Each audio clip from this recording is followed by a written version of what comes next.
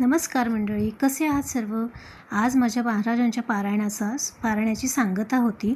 तर ना मी सकाळी उठल्या आज नैवेद्याच्या स्वयंपाकाला सुरुवात केली होती. कोबी कापून ठेवलेला होता आणि डाळ आणि भात हे गॅसवरती शिजवायला ठेवलेलं होतं आणि रात्रीच मी दही लावून ठेवलं होतं. असं छान घट्टसर असं दही लागलेलं आहे. डाळ भात मी काय करते, आधी गॅसवरती 70% शिजवते आणि नंतर ते कुकरला लावते.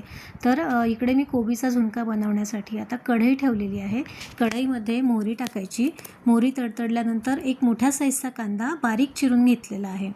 तर तो कांदा घालायचा आणि कांदा छान खरपूस होईपर्यंत भाजून घ्यायचा. त्यानंतर एक मीडियम साईजचा लसूण गाठा मी घेतलेला आहे आणि तो ठेचून तो सुद्धा घातलेला आहे. आता हे दोन्ही छान असं खमंग भाजून झाल्यानंतर त्यात कोरडे मसाले घालूया. हळद, चवीपुरतं तिखट, जिरेपूड, धनेपूड हे सगळं सढळ हाताने जर घातलं ना तर झुणका छान खमंग होतो. तर हे सगळं झाल्यानंतर आपण त्यात एक चिरलेला मीडियम साईजचा टोमॅटोसुद्धा घालून घेऊ. टोमॅटो शिजल्यानंतर, टोमॅटोला शिजायला थोडा वेळ लागतो, तर तो शिजल्यानंतर आपण चिरलेला कोबी जो आहे तो त्यात घालणार आहोत. आता हा टोमॅटोला बघा आजूबाजूला तेल सुटलेलंच आहे, थोडासा शिजलेलाच आहे. तर ही कोबी घालून घेतलेला आहे आणि मीठ टाकून थोडीशी वाफ आणून ठेवायची. तोवर आपण काय करूया, इकडे बेसन भाजून घेऊया. बेसन भाजल्यानंतर वाफ आलेल्या कोबीला ते बेसन लावायचं, वरती टाकायचं आणि परत एकदा झाकण ठेवून वाफ आणायची. म्हणजे ते बेसन आणि कोबी हे असं एक संध शिजून येतं.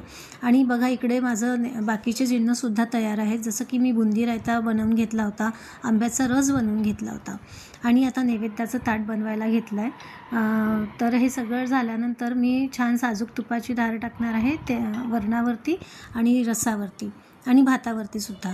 तर असा माझा आज नैवेद्याचं ताट पूर्ण झालेलं आहे. आता ह्या सगळ्या गोष्टींचे व्हिडिओ काढत बसले असते ना तर व्हिडिओ खूप मोठा झाला असता, म्हणून मी जरा शॉर्टकटमध्येच दाखवलेलं आहे. तर हे नैवेद्याचं ताट तयार आहे.